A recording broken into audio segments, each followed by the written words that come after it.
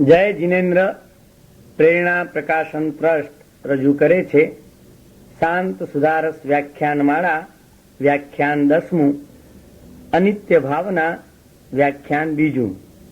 પ્રવચનકાર પૂજ્ય મુનિરાજ શ્રી જીનચંદ્ર વિજયજી મહારાજ બંધુ ત્રિપુટી.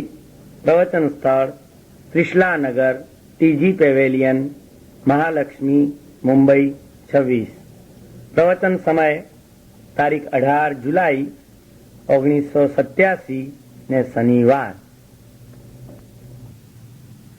પ્રાતર્ભ્રાતરિહાવદાતરુચયો યે ચેતના ચેતના દ્રષ્ટા વિશ્વમન પ્રમોદ વિદુરા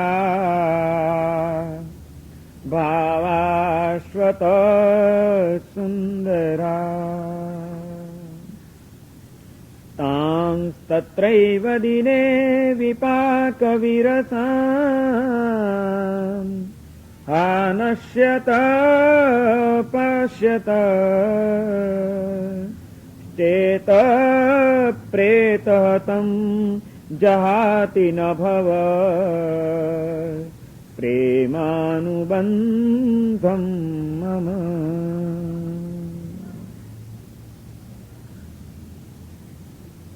પરમ જ્ઞાની મહોપાધ્યાય વિનય વિજયજી મહારાજ શાંત સુધારસ નામના ગ્રંથમાં આપણી તમામ અશાંતિઓના મૂળ તરીકે આસક્તિ અને અશુદ્ધિ બે તત્વો બતાડી રહ્યા છે. જેનું ચિત્ત આસક્તિઓથી ખરડાયું, જેના ચિત્તમાં અશુદ્ધિઓ જન્મી ગઈ, એનું ચિત્ત અશાંતિનો ભોગ બન્યા વિના રહેવાનું નથી. જો શાંતિને પ્રાપ્ત કરવી છે અને અશાંતિથી બચવું છે તો વ્યક્તિએ પોતાના સમગ્ર જીવનમાં જાગૃત બની જવું જોઈએ કે ક્યાંય કોઈ આસક્તિ કે અશુદ્ધિ આપણને સ્પર્શી ન જાય.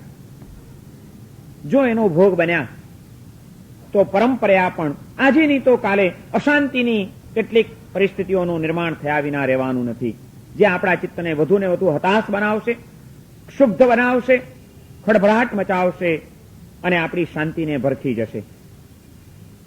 પરંતુ આ અશુદ્ધિ અને આસક્તિ આ બંનેથી બચવું કેવી રીતે, એ માટેનો કોઈ ઉપાય ખરો? વિનય વિજયજી મહારાજ કહે છે કે હા, ઉપાય છે એને માટેનો. તમે તમારા ચિત્તને, તમારા મનને એક નવો વળાંક આપી દો. અમુક જ રીતે વિચારવા માટે ટેવાયેલું આપણું મન, અમુક જ ઢાળ બાજુ ઢળતું જતું આપણું મન, એને જો સંભાળી લેવામાં આવે, એને એક નવો ઢાળ આપી દેવામાં આવે, નવો વળાંક આપી દેવામાં આવે તો ચોક્કસ આસક્તિઓ અને અશુદ્ધિઓ એ ઓછી થઈ ગયા વિના રહે નહીં. આજે કોઈ પણ વસ્તુ આપણે આપણા જીવનમાં પ્રાપ્ત કરીએ છીએ, પછી એ કોઈ વ્યક્તિની સાથેનો સંબંધ હોય, કોઈ વસ્તુની પ્રાપ્તિ હોય કે કોઈ પરિસ્થિતિનું નિર્માણ હોય, જે કંઈ આપણે મેળવીએ છીએ એને આપણે અમુક જ દ્રષ્ટિથી જોઈએ છીએ, એક જ એંગલથી આપણે એનું દર્શન કરીએ છીએ, માટે એમાં આપણને આસક્તિ જન્મે છે. જો સર્વાંગીણ દર્શન કરતા આવડી જાય, તમામ પાસાઓથી એને જો આપણે જોઈ લઈએ તો કદાચ સંભવ છે કે ઘણી બધી સ્પષ્ટ દ્રષ્ટિ પ્રાપ્ત થવાના કારણે ક્યાંય પછી આસક્ત થવા જેવું રહે નહીં. પાત્રો, પદાર્થો અને પરિસ્થિતિઓ એને મૂલવવાની દ્રષ્ટિ બદલવી પડશે જો આસક્તિથી બચવું છે તો. અને એ દ્રષ્ટિમાંની એક દ્રષ્ટિ છે અનિત્ય ભાવનાનું ચિંતન. જે કોઈ પાત્રો આપણે મેળવીએ છીએ, જે કંઈ પદાર્થોને આપણે પ્રાપ્ત કરીએ છીએ અને જે કંઈ સંબંધો દ્વારા આપણે પરિસ્થિતિઓના નિર્માણ કરીએ છીએ, એ બધું જ વાસ્તવમાં કેટલો સમય સુધી ટકનારું છે. આજે બહુ મનગમતી એક ચીજ મને મળી, પણ કાયમ માટે એ મારી જ બની રહેશે એવો કોઈ નિયમ ખરો? એ મને મળ્યા જ કરશે, એનો સંયોગ મારો શાશ્વત છે એવું આપણે કહી શકીશું ખરા? ગમે એટલું આજે સારું તત્વ મળ્યું છે, અનુકૂળ તત્વ મળ્યું છે, પ્રેમાળ વ્યક્તિ મળી છે, પરંતુ ગમે ત્યારે પણ એનો અંત આવી શકે છે. ગમે ત્યારે આજના એ સુખદ સંયોગ દુઃખદ વિયોગમાં પણ પરિણમી શકે છે. આ વસ્તુને પહેલેથી સમજીને તમે સ્વીકારી લો, તમારા મનને એ માટે તમે તૈયાર કરી લો, તો કદાચ કાલે એવી જ કોઈક ઘટના સર્જાણી કે તમારું અતિ પ્રેમાળ વ્યક્તિ કોઈક હતી, અતિ સ્નેહાળ કોઈક સ્વજન હતું, જે તમારા જેનો સંયોગ તમારા માટે ખૂબ જ સુખદ હતો, પણ એવી વ્યક્તિ કદાચ એકાએક તમને મૂકીને ચાલતી થઈ ગઈ. કદાચ એ આ દુનિયામાં રહે છે, પણ તમારી સાથેનો સંબંધ એને કદાચ તોડી નાખ્યો. કદાચ એનો પ્રેમ આજ સુધી જે અનહદ તમને મળતો હતો એને બદલે કોઈક વ્યક્તિના ભાવો પણ પરિવર્તનશીલ છે. માણસના મનના વિચારો પણ બદલાય છે. આજે જે તમને ખૂબ હૃદયથી ચાહતું હોય એ કાલે કદાચ તમને ધિક્કારતો પણ થઈ જાય એવું બની શકે છે આ સંસારની અંદર. આજે કદાચ તમારી ઉપર ભારોભાર અણગમો વરસાવતું હોય, કદાચ કાલે એનો કોઈક વિચાર બદલાય અને તમને ચાહતું પણ થઈ જાય એ માણસ, એવું પણ બની શકે છે. જેમ વસ્તુઓ પરિવર્તનશીલ છે, વ્યક્તિઓ પરિવર્તનશીલ છે, એમ માણસના મનના ભાવો પણ પરિવર્તનશીલ છે. કોઈ એવા વિશ્વાસે રહેવા જેવું નથી કે આજે એ વ્યક્તિનો ખૂબ સુખદ ભાવ મને મળી રહ્યો છે, અનુકૂળ પ્રતિભાવે મારી તરફ દર્શાવી રહી છે, માટે કાયમ માટે એનો ભાવ મારા પ્રત્યે એવો જ ટકી રહેશે, આવું માનીને જીવતા જ નહીં. વિનય વિજયજી મહારાજ કહે છે, પહેલેથી તમે શક્યતાઓની કલ્પના કરી લો કે એવું પણ બની શકે કે આજે જે મને ખૂબ ચાહે છે, કાલે કદાચ એનો કોઈક સ્વાર્થ ગવાતા, એનો કોઈક અહંકાર છંછેડાતા, એના મગજની અંદર કોઈક ગેરસમજનો ઘોટાળો ઉભો થઈ જતા આજે ચાહનાર વ્યક્તિ કાલે મને ધિક્કારથી બની જાય, એવું પણ બની શકે, શક્ય છે. માટે એ માટે પણ મારે તૈયાર રહેવું જોઈએ. મનને તૈયાર કરતા શીખો. આના વિના તો મને ચાલે જ નહીં, આ હોય તો જ આપણને તો મજા આવે, તમારા વિના તો મને જરાય ગમતું નથી. આવી જ જો વૃત્તિઓમાં આપણે અટવાયેલા રહીશું તો આ સંસાર ઘણો વિચિત્ર છે. એ ગમે ત્યારે તમને એવી કોઈ થપાટ મારી દેશે કે જેના વિના તમને ગમે જ નહીં, જેના વિના તમે રહી શકો જ નહીં, એવી વ્યક્તિને એકાએક તમારી પાસેથી એ ઝૂંટવી લેશે. અને તે વખતે એના વિના ન જ ચાલે આ આપણો મનનો ભાવ આપણને જબરજસ્ત અશાંતિની અંદર મૂકી દીધા વિના રહેશે નહીં. આપણે વ્યાકુળ બની જઈશું. બધા જ સુખદ સાધનો આપણી પાસે તમામ હોવા છતાં એ તમામ સુખની સામગ્રીઓ આપણા માટે અકારી બની જશે. એના કરતા છે ભલે રહ્યું.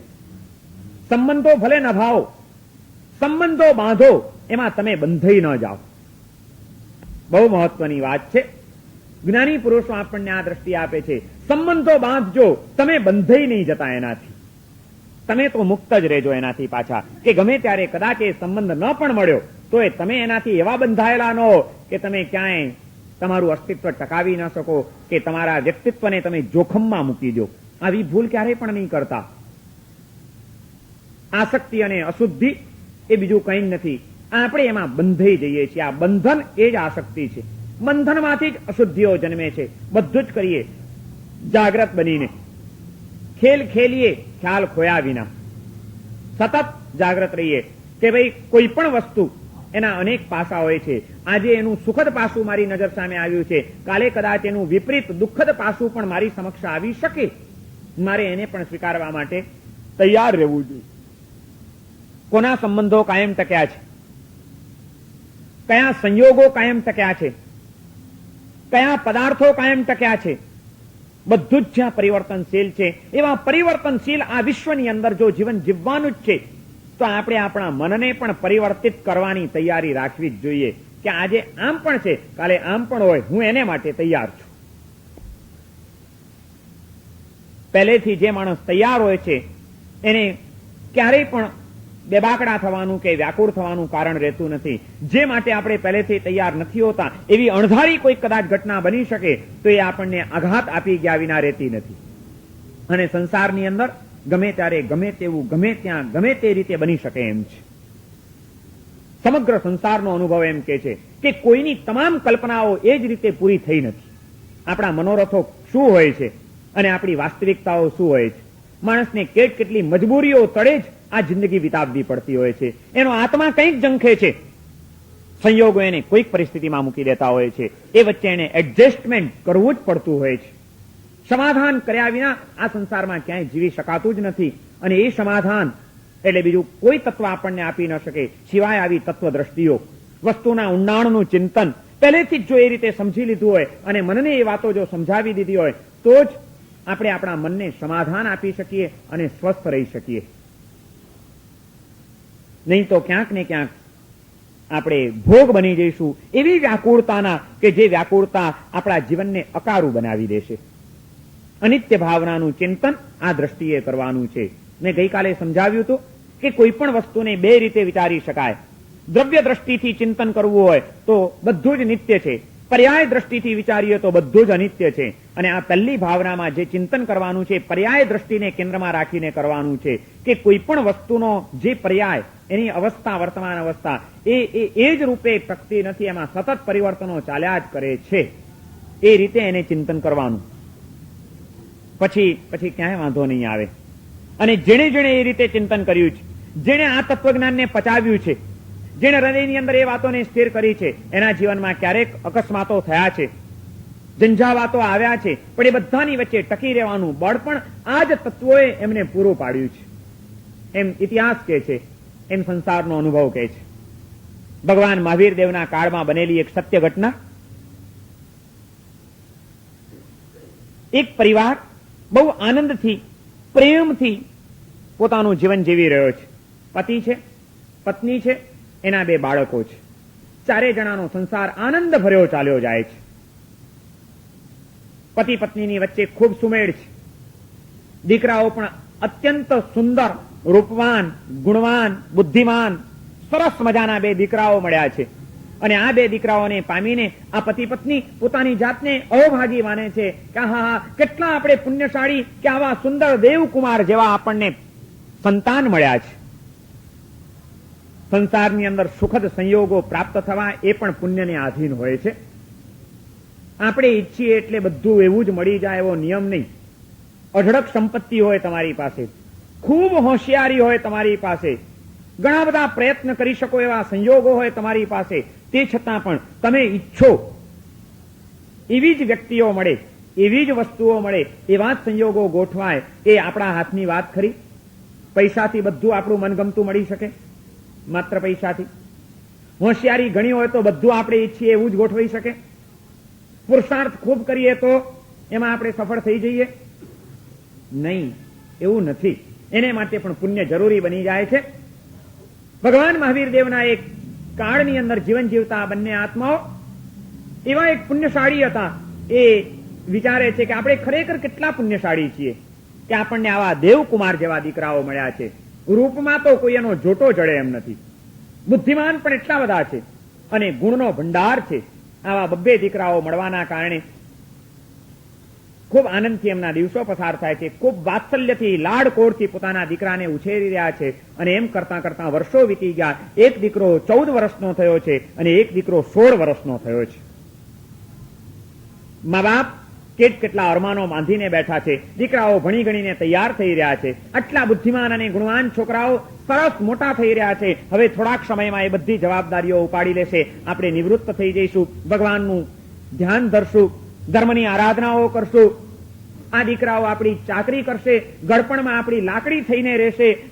કેટલા અરમાનો બાંધી ચૂક્યા છે આ માતા પિતા. પણ આ સંસાર એટલો વિચિત્ર છે કે તમે ગમે એટલા અરમાનોના મહેલ ઉભા કર્યા હોય, એનો એક ઝપાટો લાગે અને પત્તાનો એ મહેલ કડડ ભૂસ કરતો તૂટી પડે એને જરાય વાર લાગતી નથી. શ્રાવિકાનું નામ હતું સુમતી શ્રાવિકા, સુમતી. અને એનો પતિ જે હતો એનું નામ હતું આત્મારામ. આત્મારામ અને સુમતી પોતાના બંને સંતાનોને સાથે રાખીને એ બંનેને જોઈને આનંદથી એક દિવસો પસાર કરે છે. અને એટલામાં એક અણધારી દુઃખદ ઘટના સર્જાઈ ગઈ. પતિ આત્મારામ ધંધાના કામ માટે ક્યાંક બહાર નીકળી ગયો છે. સુમતી શ્રાવિકા ઘરે બેઠી છે અને એટલામાં અચાનક સમાચાર મળ્યા કે ભગવાન મહાવીર નગરની બહાર સમોસરણમાં, ઉદ્યાનમાં સમોસર્યા છે અને ત્યાં આગળ પધાર્યા છે. સુમતી શ્રાવિકાને જ્યાં સમાચાર મળ્યા કે પ્રભુ પધાર્યા છે, પછી એનો આત્મા ક્યાં ઝાલ્યો રે. પરમ ભક્ત હતી પરમાત્માની, ધર્મની આરાધક હતી, અને એમાં સાક્ષાત તીર્થંકર ભગવાન મહાવીર પધાર્યા હોય એટલે તો એનો આત્મા કેવો થનગની ઉઠે. જલ્દી ઘરનું કામકાજ પતાવી લીધું અને એને વિચાર કર્યો કે પ્રભુની દેશના સાંભળવા ચાલી જાવ. દીકરાઓને પણ જમાડી દીધા. જમીને બંને દીકરાઓ અધ્યયન કરવાને માટે નિશાળમાં ચાલ્યા જાય છે. એમના વિદ્યાગુરુ જ્યાં આગળ ભણાવતા હતા એ વિદ્યાગુરુની પાસે બંને બાળકો ચાલ્યા ગયા છે. પતિ બહારગામ ગયો છે, હવે છેક મોડી સાંજે આવવાનો છે. ઘરમાં એકલી બેઠેલી સુમતી વિચાર કરે છે કે એમ જ બેસી રહ્યું એના કરતા પ્રભુ પધાર્યા છે, એમનો લાભ ન લઉં, એમની દેશના ન સાંભળું, એમના દર્શન કરીને પાવન કેમ ન થાવું. અને સુમતી શ્રાવિકાએ જલ્દી ઘરનું કામકાજ આટોપી લઈને ભગવાનના દર્શન કરવા માટે, પ્રભુની દેશના સાંભળવા માટે નીકળી પડે છે. નગરની બહાર સરસ મજાનું ઉદ્યાન છે. પ્રાકૃતિક એ સ્થળની અંદર પરમાત્માનું સમોસણ રચાયું છે અને ત્યાં આગળ ભગવાન ધીર ગંભીર નાદે દેશના વહાવી રહ્યા છે. અનેક લોકો પ્રભુની એ જ્ઞાનવાણીનું પાન કરી રહ્યા છે. સુમતી શ્રાવિકા પણ ત્યાં પહોંચી જાય છે. પ્રભુના દર્શન કરીને એક બાજુ એ સાંભળવા માટે બેસી જાય છે અને ત્યાં ભગવાન એ દિવસે કર્મનું તત્વજ્ઞાન સમજાવી રહ્યા છે કે જીવ ગમે એટલા અરમાનો બાંધીને બેઠો હોય, ગમે એટલા મનોરથો સેવતો હોય, પણ કર્મની વિચિત્રતાઓ પણ ઘણી વિષમ છે. જ્યાં સંયોગ છે આ સંસારની અંદર, ત્યાં જ વિયોગ પણ ભેગો જ લખાયેલો છે. સંયોગની પાછળ વિયોગનો પડછાયો ચાલુ જ રહેતો હોય છે. જ્યાં આજે આનંદ છે ત્યાં આનંદની નીચે જ કોઈક શોકનો સાગર પણ ગુગવતો બની શકે છે. દરેક જીવની સાથે જ્યાં સુધીના ઋણાનુબંધ હોય, લેણા દેણીના સંબંધ હોય, ત્યાં સુધી જ એ પ્રિય વ્યક્તિઓના પણ સંયોગો ટકે છે. બાકી આપણા સ્નેહાળ સ્વજનો પણ ગમે ત્યારે વિયોગમાં પરિવર્તિત પામી શકે છે. આ બધી વાત ભગવાન મહાવીર એમની દેશનામાં સમજાવી રહ્યા છે. સુમતી શ્રાવિકા એક ચિત્તે પ્રભુની એ દેશના સાંભળી રહી છે અને એ રીતે એનો સમય અહીં પસાર થાય છે. એના પેલા બે બાળકો જે ભણવા માટે ગયા વિદ્યાગુરુની પાસે, પણ એ દિવસે વિદ્યાગુરુની તબિયત કંઈક ઠીક નહોતી, મજા નહોતી શરીરની અંદર, એટલે એમણે અનધ્યાય રાખ્યો છે, રજા પાડી દીધી હતી. જે કોઈ વિદ્યાર્થીઓ ભણવા આવ્યા એ બધાને કહી દીધું કે આજે ભાઈ ક્લાસ બંધ છે, ભણવાનું હતું નહીં. એટલે બધા છોકરાઓ પાછા વળ્યા. સુમતીના બંને બાળકો ઘરે આવે છે. બાપ તો કામ ધંધે બહાર ગયો છે, માતા ભગવાનના સમોસણમાં ગઈ છે. ઘરની ડેલીએ ખાલી સાંકળ ચડાવેલી હતી. છોકરાઓએ આવીને જોયું તો ઘરમાં કોઈ નથી. હવે છોકરા એકલા શું કરે ઘરમાં બેસીને? તરત જ બહાર નીકળ્યા. એમના દોસ્તારો હતા, દોસ્તારોની સાથે રમવા લાગ્યા. ગરમીના દિવસો હતા, રમતા રમતા પણ પરસેવોને ગરમી થતી હતી એટલે છોકરાઓ કંટાળ્યા. છોકરાઓ કે ચાલો ને આજે આપણે તળાવમાં તરવા જઈએ. અને 5-10 મિત્રો ભેગા થઈને ગામની બહાર એક તળાવ હતું, એ તળાવની અંદર તરવા માટે ચાલ્યા જાય છે. સુમતીના પણ બંને બાળકો ભેગા છે અને બધા છોકરાઓ તળાવની અંદર તરવા માટે પડ્યા છે. તોફાન મસ્તી કરે છે, એકબીજાની ઉપર પાણી ઉછાળે છે, ધમાલ ને આનંદ પ્રમોદની અંદર મસ્ત છે. પણ એટલામાં ખ્યાલ રહ્યો નહીં. આ સુમતીના જે બે બાળકો હતા એમાંનો જે નાનો હતો 14 વર્ષનો, એ એક ઠેકાણે એવી પાણીના ચકરીમાં ફસાયો. મોટું સરોવર હતું, નાનકડા સાગર જેવું, અને એમાં ક્યાંક પાણી જરાક ઊંડું હશે અને એમાં ચકરીમાં ફસાયો તો ખરો, પણ એટલામાં બીજા છોકરાઓએ પાણી ઉછાળ્યું ને એ કંટ્રોલ ન રહી શક્યો એનો, અને એને કંટ્રોલ ગુમાવ્યો અને ખેંચાવા માંડ્યો એટલે તરત જ એને ખ્યાલ આવી ગયો. એ બૂમ મારે છે, મોટા ભાઈ બચાવો, મોટા ભાઈ બચાવો. જ્યાં પોતાના નાના ભાઈનો અવાજ સાંભળ્યો કે મોટા ભાઈ બચાવો, તરત જ મોટા ભાઈનું જાન જાય છે. જોયું તો પાણીની એક ચકરીમાં નાનો ભાઈ ખેંચાતો જાય છે. તરત જ મોટો એની પાછળ ગયો.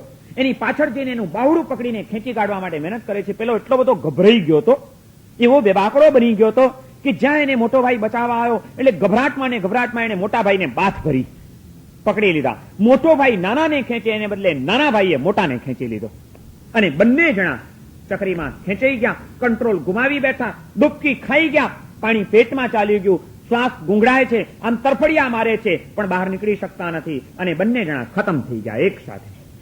સંસારની આ વાસ્તવિકતા વિનય વિજયજી મહારાજ કહે છે કે ગમે ત્યારે ગમે તેવું આ સંસારમાં બની શકે છે. એને માટે તમે તમારા મનને તૈયાર રાખજો અને કોઈ પણ સુખદ સંયોગો મળે ત્યારે પણ એની ઉપર આ કલંક વાંચતા જ રહેજો કે આ પણ કાયમ ટકવાનું નથી. દીકરાનો સંયોગ પણ કાયમ નથી ટકવાનો.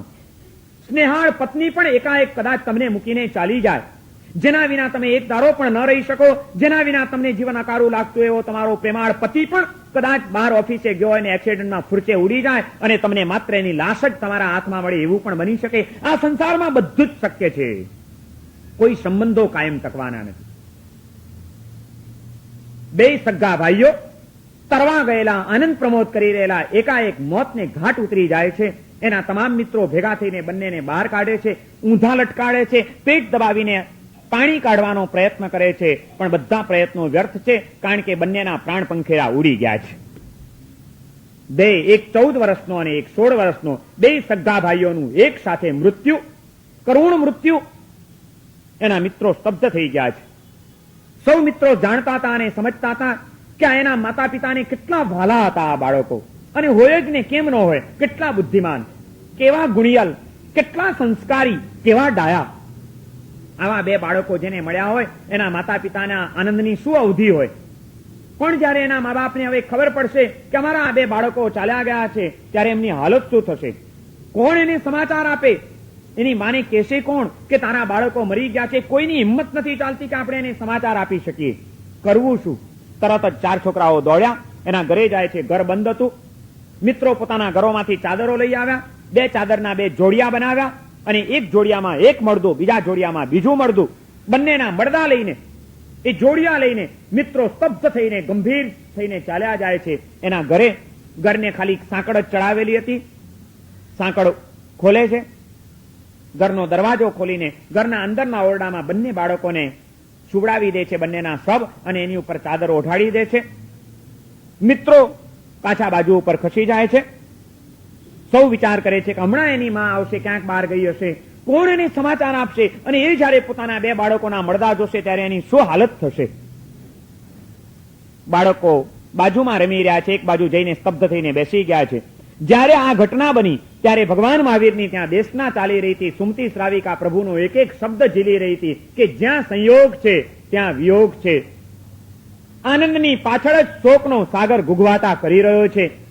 જેટલા ઋણાનુબંધ હોય ત્યાં સુધી જ વ્યક્તિ કે વસ્તુના સંબંધો આપણને આપણી પાસે ટકી રહે છે, બાકી ગમે ત્યારે એ બધાનો અંત આવી શકે છે. ભગવાનની આ બધી વાતો સુમતી શ્રાવિકા સાંભળીને પ્રભુની દેશના પૂરી થાય છે. સુમતી શ્રાવિકા ઘરે પાછી વળે છે. રસ્તામાં પણ એનું જ ચિંતન ચાલે છે કે પ્રભુએ કેટલી સુંદર આજે વાતો સમજાવી, શું એમનું અદ્ભુત તત્વજ્ઞાન છે. આહા, ભગવાનની આ કરુણા દ્રષ્ટિ કેવી કે અમારા જેવા પામર જીવોની ઉપર કરુણા કરીને આવું કલાકોના કલાકો સુધી તત્વજ્ઞાન પીરસી રહ્યા છે. પ્રભુની એ તત્વજ્ઞાનની વિચારણા કરતા કરતા સુમતી ચાલી આવે છે અને કંઈ ખબર નથી કંઈ શું બન્યું છે. ઘરે આવી બારણું ખોલે છે, અંદર દાખલ થાય છે. ઘરની અંદર દાખલ થઈ 2 કોઈ સૂતેલા જ છે, ઉપર તો ચાદર ઓઢાડેલી હતી, એટલે કોઈ કલ્પના જ નથી, કંઈ આવી તો કોઈ કલ્પના પણ ન હોય. તરત જ અંદર જઈને આમ ચાદર ખસેડે છે, જુએ છે તો 2ના મળદા પડ્યા છે. અરે, દગાઈ જાય છે. સુમતી એકદમ સ્તબ્ધ થઈ જાય છે. હા શું? એક ઘડી ભરને માટે તો એને તમ્મર આવી જાય છે, પછડાટ ખાઈને પડે છે. સગી માં હતી, પોતાના 2 બાળકોના ડોળા ચડી ગયા છે, મોં ફાટી ગયા છે, અને સબ પડ્યા છે. આ જોઈને કઈ માતા ઉભી રહી શકે? મૂર્છા ખાઈને પડી ગઈ. તરત જ આ લોકોના મિત્રો દોડતા આવે છે, હવા નાખે છે, પાણી પાય છે, એને ભાનમાં લાવે છે. પણ સુમતી ભાનમાં આવીને તરત જ જ્યાં એના મિત્રોને જુએ છે અને પૂછે છે કે આ શું? એના મિત્રોએ આખી હકીકત કહી દીધી કે આ રીતે આજે ભણવાનું હતું નહીં, રજાનો સમય ક્યાં પસાર કરવો, અમે બધા રમતમાં પડ્યા, એમાંથી તરવા ગયા, એમાં નાનો ભાઈ ફસાયો, એને બચાવવા માટે મોટો પડ્યો, મોટાને નાનાએ બાથ ભીડી લીધી અને મોટો પણ ખેંચાઈ ગયો, બંને થઈ ગયા છે ખતમ. અમે એમના મળદા અહીં લઈ આવ્યા છીએ, માં અમને માફ કરો. બાળકો રડે છે. સુમતી શ્રાવિકા આખી વાત સાંભળતાની સાથે ગમે તેમ તો એક સ્ત્રી હતી, એક માતા હતી, એને પણ એક વાત્સલ્યપૂર્ણ હૈયું મળેલું હતું. દુષ્કો મૂકી દે છે, દૃષ્કે ને દૃષ્કે રડે છે. કેટલા અરમાનો બાંધ્યા હતા આ 2 બાળકોને માટે, તો આવી રીતે પરણાવશું, આવા મોટા થશે, ગળપણમાં ચાકરી કરશે, અમે નિરાંતે જીવન જીવશું. બધા અરમાનો આજે એક સાથે તૂટી ગયા છે. સંસાર એટલે કંઈ નથી, પત્તાનો મહેલ છે. ક્યારે કડર ભૂસ કરતો તૂટી પડે. એક ઘટના બને અને તમારી કેટલી આશાઓ અને અરમાનો ઉપર પાણી ફરી જાય. વળી નવેસરથી બધું શ્રી ગણેશ કરવા પડે, એવી આ વિચિત્ર વિશ્વની દુનિયા છે. સુમતી શ્રાવિકા ચોધાર આંસુએ રડે છે, પણ રડતા રડતા વળી પાછું એને તરત જ પેલા અંદરમાંથી પડઘા પડી રહ્યા છે ભગવાનની વાતોના કે જ્યાં સંયોગ છે ત્યાં વિયોગ છે. ઓહો, સાંભળેલું કોઈ દિવસ નકામું જતું નથી. સુમતી શ્રાવિકાએ સાંભળ્યું હતું ત્યારે એને ખબર નહોતી કે આ હું જે સાંભળું છું એ મને કઈ દિવસે કામ લાગશે, ક્યારે મને એમાંથી બળ મળશે, કે હકીકતમાં એ કેવું સાચું ઠરશે. ત્યારે તો સાંભળવા ખાતર સાંભળવા ગઈ હતી, પણ જ્ઞાની પુરુષોની વાતો સાંભળેલી કોઈ દિવસ નકામી જતી નથી. ક્યારેક એવું અણધાર્યું એ બળ આપી દેતી હોય છે કે ત્યારે આપણને એનું મૂલ્યાંકન સમજાય કે ના, ખરેખર ગજબ વાત છે. આ આટલું બધું મહાન. માટે જ કોઈ દિવસ સાંભળવામાં તો પ્રમાદ કરતા જ નહીં. આજે ઘણા માણસોની આ એક નિરાશા હોય છે, મારા સાહેબ વ્યાખ્યાન તમે વાંચો છો, બહુ સારું લાગે છે, સરસ વાતો કરો છો, ગમે છે પણ બહુ, પણ જીવનમાં કંઈ આવતું નથી, ઉતરતું કંઈ નથી. મારા સાહેબ ખાલી સાંભળીને પણ શું કરવાનું? એ બધાને મારે કહેવું છે કે નેગેટિવ થિંકિંગ ન કરો, નિરાશ ન બનો. ભલે આજે તમને કંઈ પરિવર્તન ન દેખાતું હોય, પણ આ મારી સાંભળેલી વાતો, આ વિનય વિજયજી મહારાજની તત્વદ્રષ્ટિઓ કોઈ દિવસ નકામી જવાની નથી. કારણ કે આ સંસાર એટલો બધો વિષમ છે કે એમાં ક્યારે ક્યાં કોને કેવી થપાટ લાગશે એની કોઈ કલ્પના થઈ શકે એમ નથી. અને એ વખતે આ જ વાતો તમને બળ આપી જશે, એક નવી દ્રષ્ટિ આપી જશે, તમને ટકાવી જશે. ભલે આજે કંઈ બીજું પરિણામ ન દેખાતું હોય તોય સાંભળો, એકાગ્રતાથી સાંભળો. કોણ કે છે સાંભળેલું નકામું જાય છે? સુમતી શ્રાવિકાને ખબર નહોતી કે હું ભગવાનની જે વાતો સાંભળી રહી છું એ મને આજે ને આજે કામ લાગવાની છે. એક બાજુ એનું માતૃ હૃદય એની પાસે કલ્પાંત કરાવે છે, પણ એ જેમ એક માતા હતી એમ એનું બીજું એક વ્યક્તિત્વનું પાસું હતું કે ભગવાન મહાવીરની એક પરમ શ્રાવિકા હતી. અને ભગવાન મહાવીરની ભક્ત શ્રાવિકા ભગવાનની એ વાતો પણ એને એના હૃદયમાં એટલી જ ધારણ કરેલી હતી. એટલે ઘડીભરને માટે તો ડુસકું મૂકીને રડી લીધું, પણ તરત જ હવે પ્રભુની વાતો એના મગજમાં આવતી જાય છે. સબકોન્શિયસ માઇન્ડની અંદર પડેલા આ બધા વિચારો એ ક્યારે કોન્શિયસ માઇન્ડમાં આવી જશે? સુષુપ્ત મનની આ વાતો જાગ્રત મનમાં આવીને ક્યારે તમને બળ આપી જશે એની આપણને ક્યાં ખબર છે? ગમે ત્યારે ગમે તે બની શકે એમ છે. એ માટેની તૈયારી પહેલેથી રાખવી જ જોઈએ. સબકોન્શિયસ માઇન્ડની અંદર આ બધા સેલ ગોઠવી જ દો થોડાક, કે જ્યારે જીવનમાં કોઈક અંધકાર છવાય ત્યારે આ જ્ઞાનનો પ્રકાશ આપણને વળી એક નવી દ્રષ્ટિ આપી જાય. થોડાક વર્ષો પહેલા જ્યારે મોરબીમાં પૂર આવ્યું હતું, ભયંકર પૂર હોનારત થઈ મોરબીની, ત્યારે અમારું ચાતુર્માસ મોરબીમાં હતું, અમે ત્યાં જ હતા. અને ત્યાં આજ શાંત સુધારસ ગ્રંથની ઉપર રોજ હું પ્રવચનો વાંચતો હતો. પૂર આવ્યું એ દિવસો દરમિયાન અનિત્ય ભાવના પૂરી થઈ ગઈ હતી અને અસરણ ભાવનાનું ચિંતન અમારું ચાલતું હતું. અને અનિત્ય ભાવના લગભગ 12 દિવસ મેં ચલાવી હતી. 12 દિવસ સુધી એક જ વાત રોજ ઘુમેડ્યા કરતો હતો કે કંઈ કાયમ ટકવાનું નથી, ગમે ત્યારે ગમે તેવું બની શકે છે, એને માટે તૈયાર રહો, એને માટે તૈયાર રહો. ઘણા બધા સુશિક્ષિત સમજદાર માણસો પ્રવચનોમાં આવતા હતા. મોરબીના એક અત્યંત પ્રતિષ્ઠિત વકીલ, જેના હાથ નીચેની ઓફિસમાં બીજા 11 વકીલો કામ કરતા હતા, એવા એક બહુ જ પ્રતિષ્ઠિત વકીલ દફતરી, એ રોજ નિયમિત એમનો આખો પરિવાર અમારું પ્રવચન સાંભળવા માટે આવે. એકાદ અઠવાડિયું ગયું, એક દિવસ બપોરના ઉપાશ્રયમાં મને મળવા આવ્યા હતા. મને કે મહારાજ સાહેબ, તમારું વ્યાખ્યાન સાંભળતા બહુ મજા આવે છે, તમારી સ્પીચ, વિષયને રજૂ કરવાની તમારી શૈલી એકદમ સરળતાથી તમે સમજાવો છો, આ બધું ગમે છે અને એટલે અમે રોજ આવીએ છીએ. પણ મારા સાહેબ, તમે એક અઠવાડિયાથી એક જ વાત લઈને બેઠા છો કે બધું અનિત્ય છે, બધું અનિત્ય છે. આ વધુ પડતું નેગેટિવ થિંકિંગ નથી? મેં કીધું આ કોઈ મારી વાત નથી કે હું એમ કહું કે હા નેગેટિવ થિંકિંગ છે.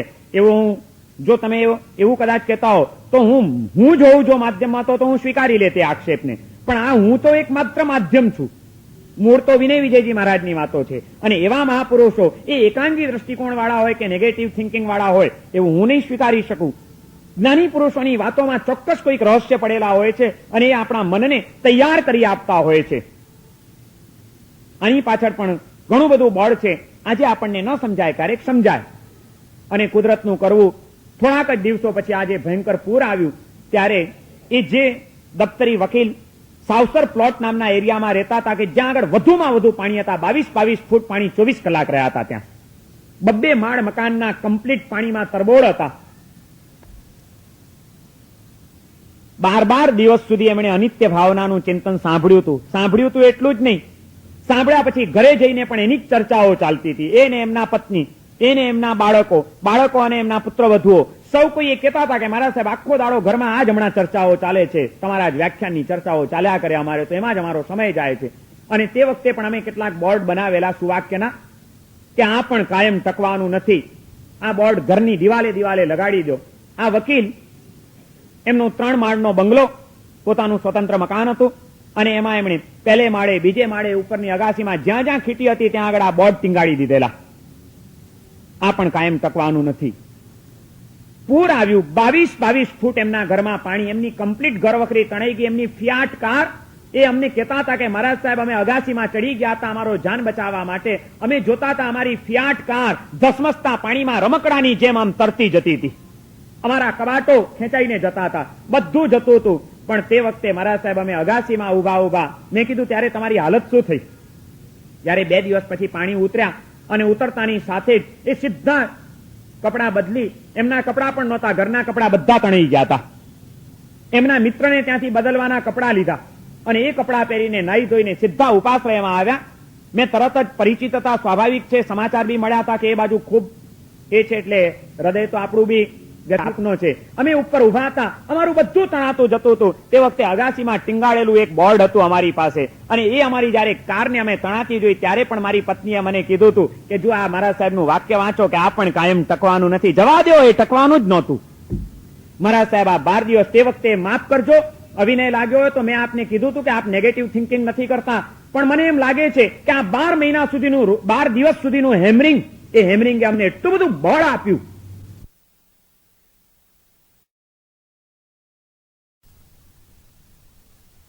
અમે ઉપર ઉભા હતા, અમારું બધું તણાતું જતું હતું. તે વખતે અગાસીમાં ટીંગાળેલું એક બોર્ડ હતું અમારી પાસે, અને એ અમારી જયારે કારને અમે તણાતી જોઈ ત્યારે પણ મારી પત્નીએ મને કીધું હતું કે જો આ મહારાજ સાહેબનું વાક્ય વાંચો કે આ પણ કાયમ ટકવાનું નથી. જવા દો, એ ટકવાનું જ નહોતું. મહારાજ સાહેબ આ 12 દિવસ તે વખતે માફ કરજો, અવિનય લાગ્યો હોય તો મેં આપને કીધું હતું કે આપ નેગેટિવ થિંકિંગ નથી કરતા, પણ મને એમ લાગે છે કે આ 12 મહિના સુધીનું 12 દિવસ સુધીનું હેમરિંગ, એ હેમરિંગે અમને એટલું બધું બળ આપ્યું. આ બધું ગયું, અમે સ્વસ્થ હતા. મહારાજ સાહેબ તમે નહીં માનો, અમને કોઈ એટલી તીવ્ર અસર નહોતી. અમે હસતા હસતા અમારી ગાડીને તણાતી જોઈ રહ્યા હતા. ક્યારેક ને ક્યારેક જ્ઞાની પુરુષોની વાતો જબરજસ્ત બળ આપી જતી હોય છે. એકે સાહેબ અમને બીજું કઈ નહોતું, આ એક જ વાક્ય હતું કે આ પણ કાયમ ટકવાનું નથી. એને તો અમને કેટલું ગજબનું બળ આપી દીધું. કોણ કે છે સાંભળેલું નકામું જાય છે? સાંભળેલું કોઈ દિવસ નકામું જતું નથી. તમે સાંભળો, તમારા મગજની અંદર આ બધા વિચારોને એકવાર ઘુસાડી દો, સંસાર ગમે ત્યારે થપાટ મારશે જ. ત્યારે શું બનશે કોઈ કલ્પી શકે એમ નથી. સુમતી શ્રાવિકા ભગવાનની એ વાતોને વાગોળતી આવી હતી. આજે અત્યારે બે દીકરાના મળદા નજર સામે પડ્યા છે, સ્તબ્ધ થઈ ગઈ છે, ચોવાર આંસુએ રડે છે. ત્યાં ભગવાનના એક એક શબ્દો એના સબકોન્શિયસ માઇન્ડની અંદર પડેલા હવે આમ પડઘા મારે છે કે ઓહો સાચી વાત છે, પ્રભુએ કીધું હતું કે સંયોગ છે ત્યાં વિયોગ છે. આજ સુધી માત્ર ભગવાનની વાતો સાંભળી હતી, આજે એનો પ્રત્યક્ષ અનુભવ થયો. દીકરાઓ માટે કેટલા અરમાનો બાંધ્યા હતા, આજે દીકરાઓ અમને મૂકીને ચાલ્યા ગયા. એમનો સંયોગ આજે વિયોગમાં પરિણમ્યો. પ્રભુએ કીધું હતું કે જે જીવની સાથે જેટલા ઋણાનુબંધ હોય ત્યાં સુધી આપણા સંબંધો ટકે છે. ઋણાનુબંધ પૂરા થાય એટલે એનો અંત આવે છે. સુખદ સંયોગોની અંદર છકી નહીં જવું અને એમાં વિયોગની અંદર એ સંયોગો પરિણમે ત્યારે મૂંઝાઈ નહીં જવું, એની વચ્ચેથી માત્ર પસાર થઈ જવું. પ્રભુની આ વાતો કેટલી અદભુત. ઘડીકમાં એક બાજુ નજર, વિચાર કરજો આ વિચારો ક્યારે કરે છે એ સ્ત્રી. એ પણ એક સ્ત્રી હતી.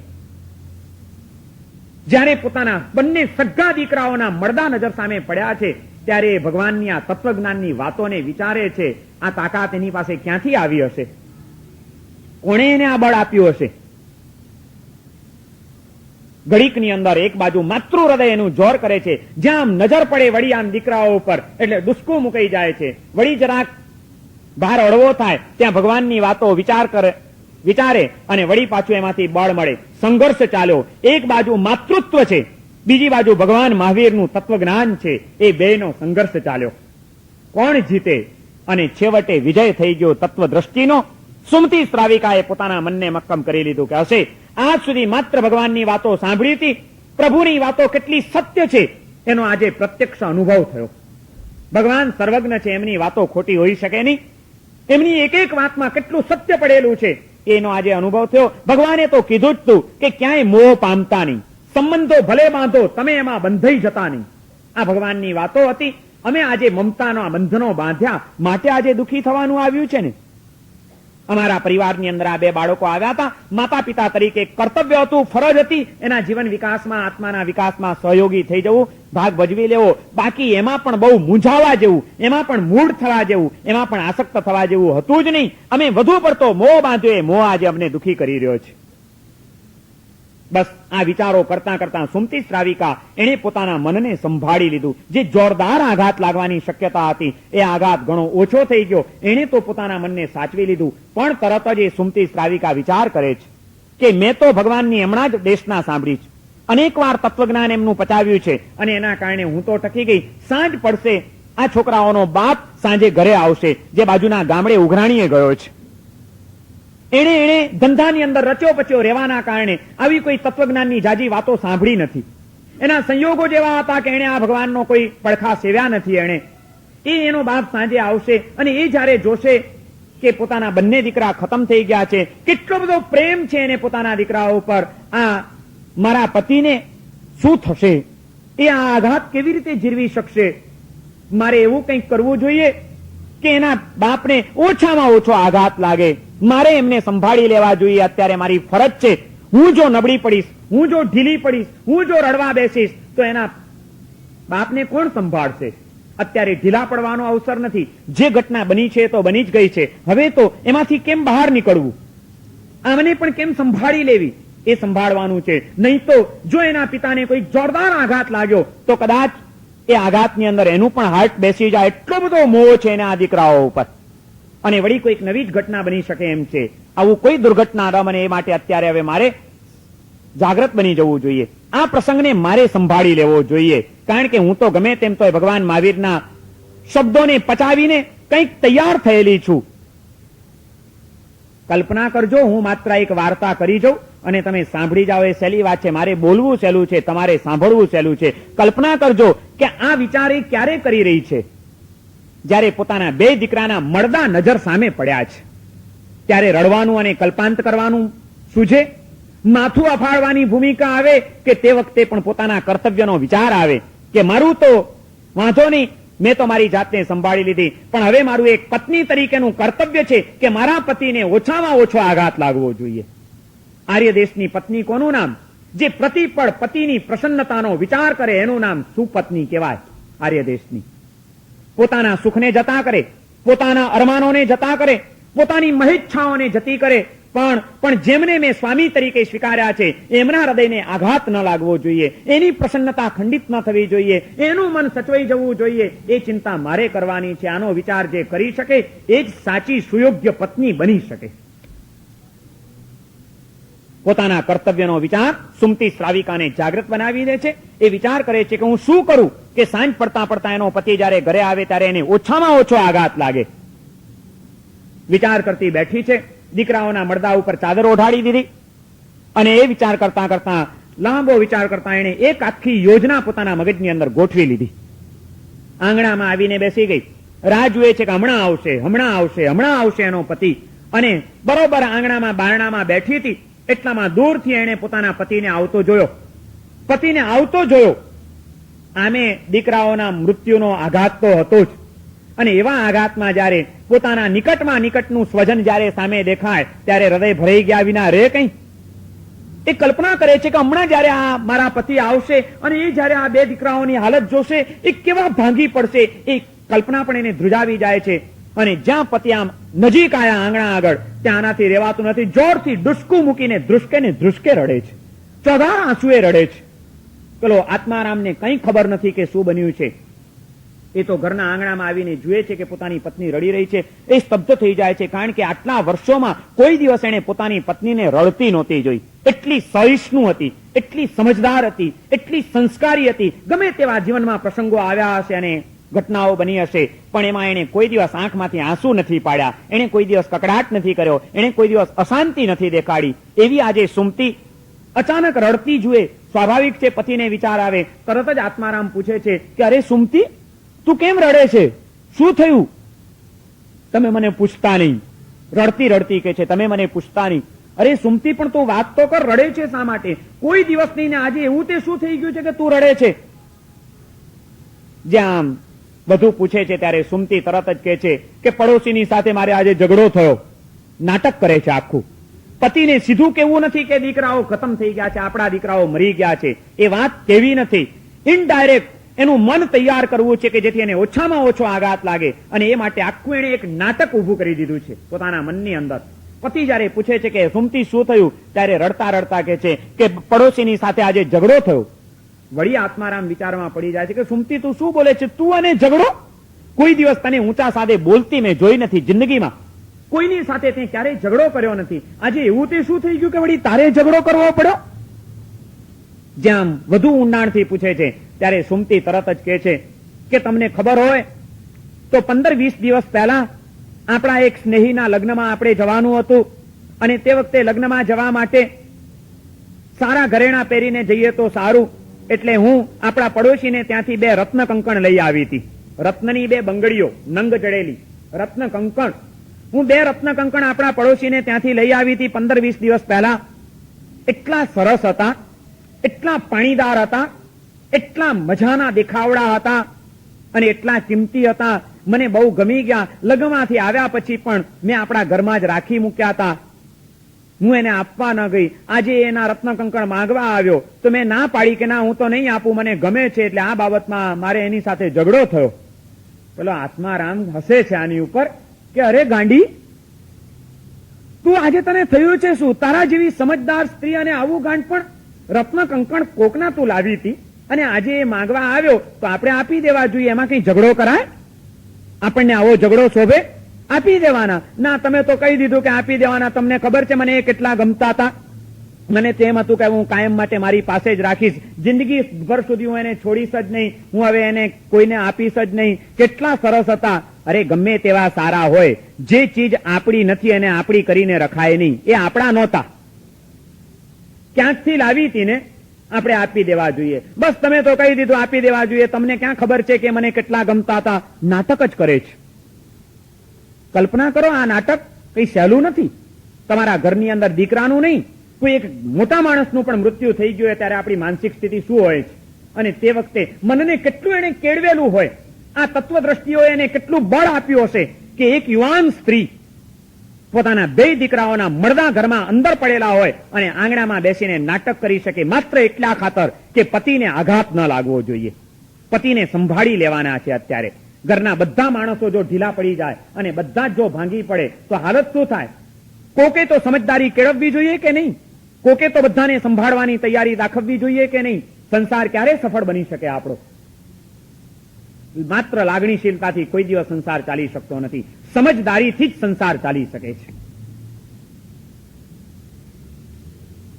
પેલો આત્મારામ કે છે તું ગાંડી છે. એ બિચારા એને આપ્યા હતા, એ તો એનો પાડ માન, ઉપકાર માન કે કેટલો ભલો માણસ કે એના રત્ન કંકણ 15-20 દિવસ સુધી આપણે ત્યાં રહેવા દીધા એને. બાકી આજે એના હતા, એને જરૂર પડી હશે, જોઈતા હશે, એ માંગવા આવ્યો તો આપણી ફરજ છે આપણે એને આપી દેવા જોઈએ. આવી બાબતમાં કઈ ઝઘડા કરાય? લાવ મને લાવ, હું હમણાં જ આપી આવું. તારા જેવી સમજદાર સ્ત્રી આવા ઝઘડા કરશે તો કેમ ચાલશે? ના, હું તો નહીં આપું, તમને પણ નહીં આપું, મારે આપવાના જ નથી. અરે કે તું કેમ આમ કરે છે? કંઈક તો સમજ. જે આપણું છે નહીં એને આપણું કરીને કેમ રખાય? એ આપણા નહોતા ને, કોકે આપણને આપ્યા હતા, આજે એને જરૂર પડી, એ માંગવા આવ્યો તો આપણે આપી દેવા જોઈએ. લાવ મને આપ, ચાલ જલ્દી મારે ખાવું છે, મોડું થાય છે, ચાલ. આવી બાબતમાં રડવા બેસે છે સાવ ગાંડી. વારંવાર એની આગળ એના મોઢે એક જ વાત બોલાવે રાખી કે જે આપણું નથી એને આપણું કરીને મનાય કેમ? એ એને કોકે આપ્યા હતા, આજે એને જરૂર પડીએ લેવા આવ્યો છે તો આપણે આપી દેવા જોઈએ. એ આપણા નથી. અને આ રીતે એનું મન આખું એક તૈયાર કરીને પછી કે સારું ત્યારે ચાલો તમને આપું એમ કરીને ઊભી થાય છે. ઊભી થઈને ઘરની અંદર જાય છે. અંદર જઈને 2 દીકરાઓના મળદા પડ્યા હતા એની ઉપર ચાદર ઓઢાડેલી, ચાદર ખસેડે છે. આ રહ્યા 2 રત્ન કંકણ. એનો પતિ એકદમ સ્તબ્ધ થઈ જાય છે. કોઈ કલ્પના જ નહોતી. 14 વર્ષનો અને 16 વર્ષનો જુવાન જો 2 દીકરાઓ એક સાથે મળદા રૂપે મળશે આવી તો કોઈ કલ્પના જ નહોતી આત્મારામની. અને જ્યાં એ દીકરાઓને જોયા હતા કે અને પછડાઈ ગયો એ માણસ તો અણધાર્યો આઘાત એને મૂર્છિત કરી નાખે છે.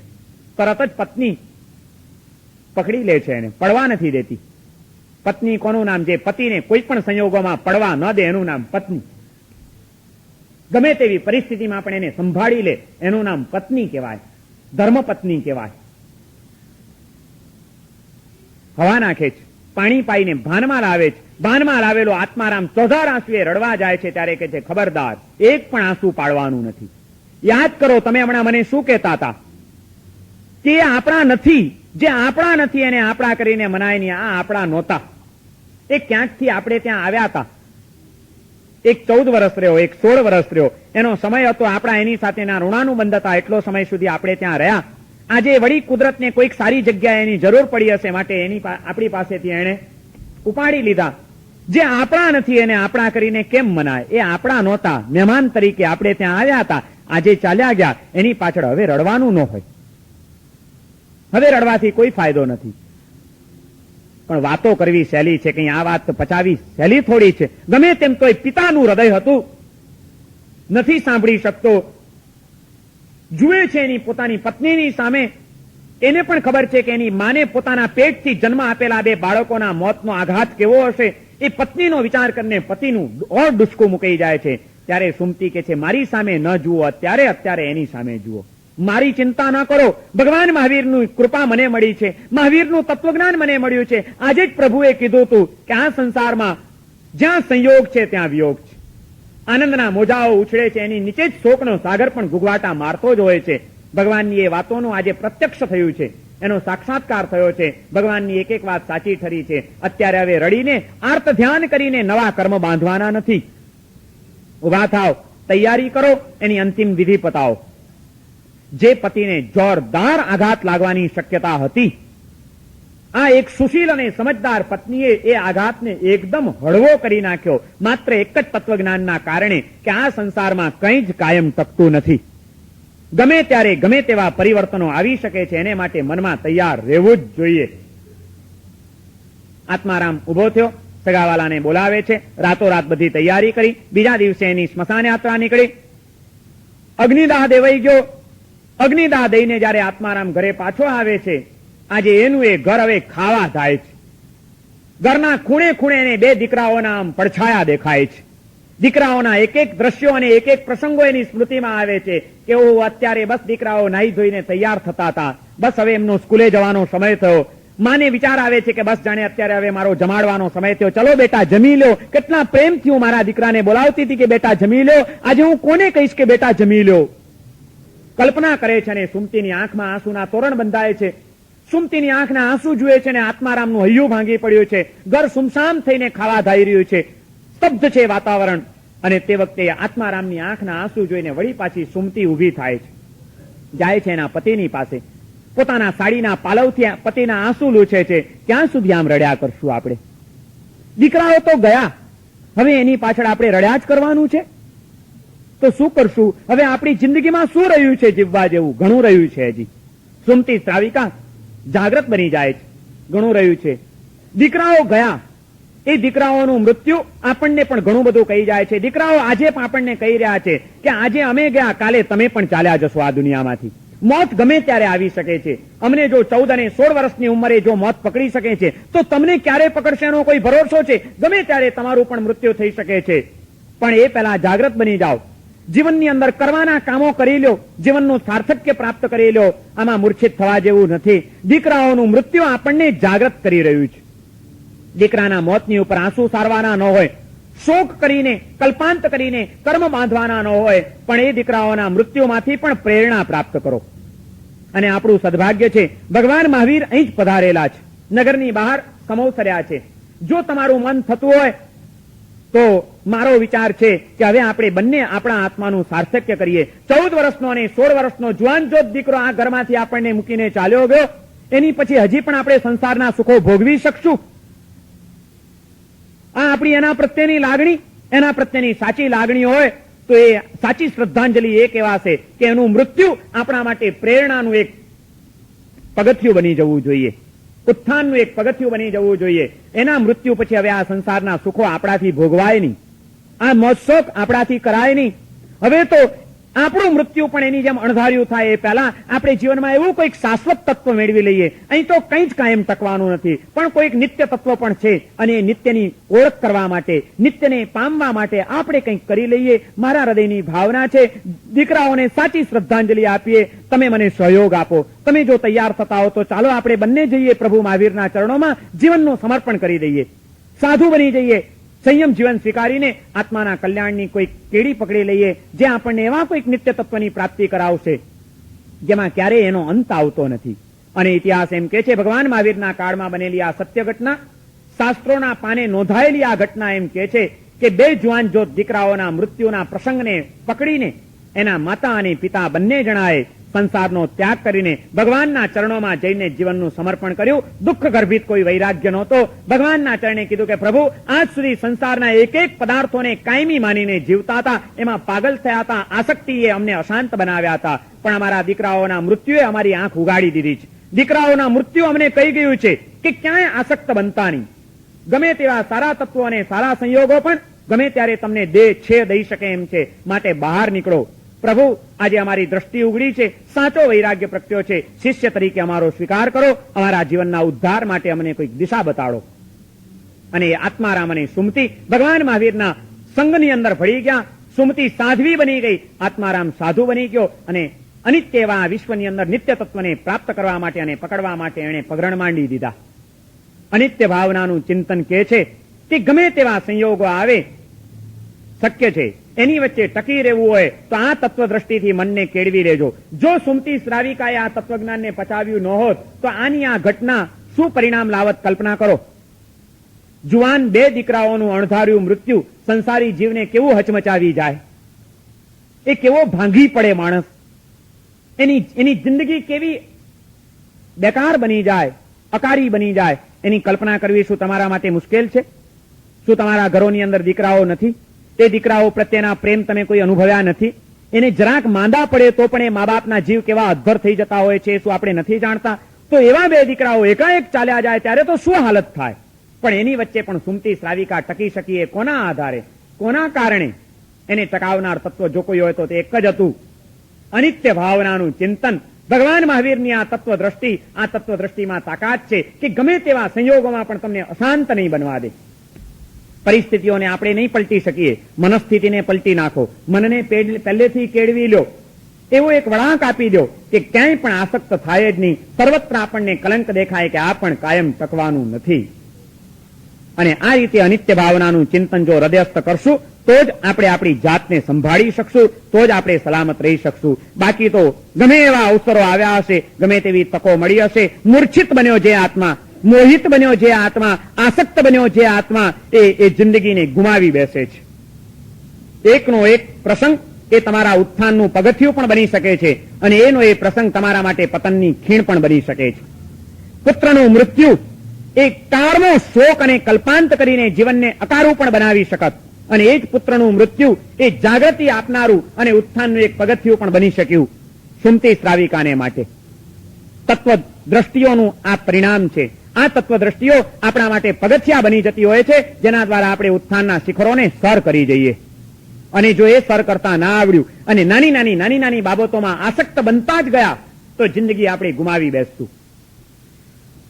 જિંદગી સરસ મજાની મળી હતી, પણ શેઠજીને આસક્તિએ છોડ્યા નહીં, અને માટે નારદજી આવતા રહ્યા, શેઠજી એનો કોઈ લાભ લઈ શક્યા નહીં. કેટલી વખત નારદજીએ ધક્કા ખાધા કે કોઈ પણ રીતે આ શેઠજીનો ઉદ્ધાર કરું, અને છેલ્લી વખત આવ્યા. વિષ્ણુ ભગવાને એડ્રેસ તો આપી દીધું હતું કે એ તળાવના બાજુમાં એક ખાબોચિયાની અંદર ભૂંડ તરીકે ઉત્પન્ન થયા છે. શેઠજીનો આત્મા ભૂંડ તરીકે પડેલો છે, અને ત્યાં નારદજી આવ્યા. નારદજી એને બોલાવે છે, ચાલો શેઠજી આવવું છે ને. પ્રભુ એમાં શું પૂછવાનું હોય, આવવું જ છે. તો પછી ચાલો પ્રભુ, આમ તો આવું, પૂરી મારી તૈયારી છે, સંસારમાં ક્યાંય આસક્તિ નથી, કોણ કોનું સગું છે, શું મેં મેળવ્યું, બબ્બે જિંદગી ગુમાવી, પ્રભુ વૈકુંઠમાં આવવાની અહીં સુધીની ઈચ્છા છે, પણ પ્રભુ એક વાત પૂછી લઉં, વૈકુંઠમાં તો આવું, પણ ત્યાં આગળ આવી ગટર મળશે કે નહીં મને? પ્રભુ ત્યાં આગળ આ મારા બાળ બચ્ચા તો મને મળશે ને? સંસારી જીવને જ્યાં ને ત્યાં ગટર જ જોઈતી હોય છે. જ્યાં પેલા એ પૂછ્યું કે આ મને બહુ ઠંડક લાગે છે, આમાં મજા આવે છે. હા, તમે જોયું છે ડુક્કર જોયા છે કોઈ ઠેકાણે? ક્યાં પડ્યા હોય? ગંદકીમાં, ખાઈમાં, ગંદા પાણીમાં. ત્યાં જ એને ઠંડક લાગે, ત્યાં જ એને મજા આવે. વિસ્તાર ચાચા કરતા હોય અને એ જ એને મીઠી લાગતી હોય. પેલા શેઠજી પૂછે છે નારદજીને કે પ્રભુ વૈકુંઠમાં તો આવું, પણ અહીં મને એટલી ઠંડક લાગે છે, મજા આવે છે, આવી ગટર તો ત્યાં મને મળશે ને? અને જ્યાં પૂછ્યું, નારદજીનું માથું ફાટ્યું કે આ નંગને ગટર જોઈએ છે વૈકુંઠમાં.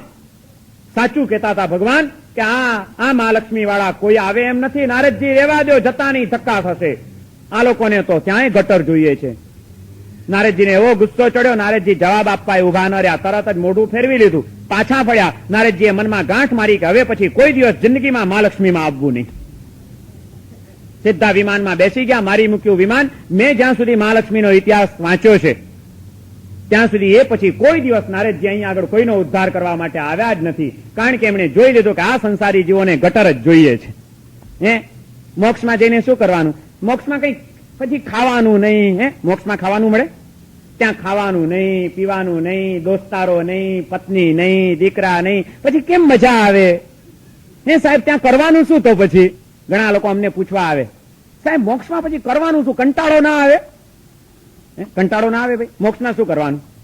મોક્ષ જોઈએ છે ને તમને બધાને? તો આપો આપો ને મહારાજ, અમને શિવ સુખ આપો. જે શિવ સુખ માંગતા હોય એને મારે પૂછવું છે કે શિવમાં શું સુખ છે? ખબર છે ખરી? શું ત્યાં સુખ છે? ત્યાં એકેય ચીજ નહીં મળે તમારી.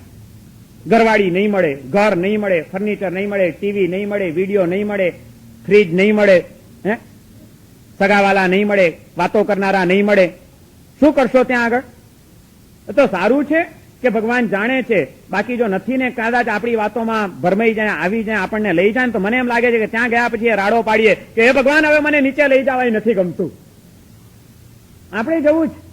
નારદજીએ કાયમ માટે ચોકડો મૂકી દીધો કે હવે આ સંસારી જીવો ઉપર કોઈ દિવસ આવવું જ નહીં. ભગવાન સાચું કહેતા હતા, એ લોકો બોલે એટલું જ, કોઈને મોક્ષ જોઈતો જ નથી. એ ગયા તે ગયા. એ પછી કોઈ દિવસ નારદજી આવ્યા નથી. અને આ નારદજીનો રિપોર્ટ એટલો જાહેર થઈ ગયો કે પછી કોઈ દેવી દેવતાઓ હવે અહીં આવતા નથી. રોજ સિમંદર સ્વામીને બોલાવો કે આ ભરતે આવો, પણ સિમંદર સ્વામી આવવાના નથી. કારણ કે એમને ખબર છે કે આ લોકો કે છે કોઈને આવવું નથી, અને ભૂલે ચૂકે લઈ ગયા તો પાછા નીકળવાની વાત કરશે કે જલ્દી ઘરવાળી વિના મને મજા નથી આવતી, લઈ જાઓ મને. આસક્ત, નાની નાની બાબતોમાં આસક્ત બનેલો આત્મા એ જીવનને બેકાર બનાવી દે છે, ગુમાવી દે છે. જીવનને વ્યર્થ ન ગુમાવવું હોય તો જાગ્રત બનો. અને જાગ્રત બનવા માટે વિનય વિજયજી મહારાજ કહે છે અનિત્ય ભાવનાનું ચિંતન એ તમને મૂર્છામાંથી બચાવશે. જીવન છે તો જીવનમાં સારા અને માઠા પ્રસંગો તો આવ્યા જ કરવાના છે, ઘટનાઓ તો બન્યા જ કરવાની છે. એની વચ્ચે ટકી રહેવું હોય, સારી પરિસ્થિતિમાં આસક્ત ન બની જવું હોય, અને નબળા કોઈ સંયોગોની અંદર હલબલી ન જવું હોય, નિરાશ ન થઈ જવું હોય, તો હંમેશા એક વાક્યને નજર સામે રાખ્યા જ કરજો કે આ કોઈ સંસાર પરિવર્તનશીલ છે. જ્યાં સંયોગ છે ત્યાં વિયોગ છે, જ્યાં આનંદ છે ત્યાં જ શોક છે. આજનો આનંદ કાલે શોકમાં પરિવર્તન પામી શકે છે. આજનો શોક આવતીકાલે પાછો આનંદમાં પણ પરિવર્તન પામી શકે છે. આજનો વિયોગ કાલે પાછો સંયોગ પણ કરાવી શકે છે. આજનો સંયોગ કાલે વિયોગની અંદર પણ બદલાઈ શકે છે. બધું જ જ્યાં બદલાતું રહે છે. વ્યક્તિઓ બદલાય છે, વસ્તુઓ બદલાય છે, પરિસ્થિતિઓ બદલાય છે, વ્યક્તિના મનના ભાવો બદલાય છે. બધું જ જ્યાં બદલાય છે ત્યાં કોને કાયમી માનીને જીવવું? કંઈ કાયમ ટકવાનું નથી. આ પણ કાયમ ટકવાનું નથી. આ એક વાક્યને એવું રટી નાખો, માળા ગણવી હોય તો આજે આની માળા ગણજો કે આ પણ કાયમ ટકવાનું નથી, આ પણ કાયમ ટકવાનું નથી, આ પણ કાયમ ટકવાનું નથી. હવે તો એની માળા ગણો તો પછી ભગવાન બી સાચા મળશે. આજે તો સંસારની એક એક પદાર્થો પરની આસક્તિએ આપણને પાગલ બનાવ્યા છે. એ આસક્તિમાંથી બચવા માટે આ અનિત્ય ભાવનાનું ચિંતન હૃદયસ્થ કરવાનું છે. લગાડવા છે બોર્ડ? આવી ગયા છે. આજે આ બોર્ડ આવી ગયા છે કલરફુલ કાગળ ઉપર. સરસ મજાના આ સુવાક્યના બોર્ડો આજે જેને જોઈએ ને જેટલા જોઈએ એટલા મળશે. પણ આ બોર્ડ ખાલી ઘરની દિવાલ ઉપર જ નહીં ટીંગાડતા. ખરેખર તો આ વાક્યને હૃદયની દિવાલ ઉપર ટીંગાડજો. ઘરની દિવાલ ઉપર ટીંગાયા કરશે, પણ જો અહીં નહીં ટીંગાયું હોય તો એ મજા નહીં આવે. એમ તો નથી લાગતું ને કે આ મારા સાહેબ 2 દાડાથી મચી પડ્યા છે એક જ ચીજ ઉપર. Negative thinking.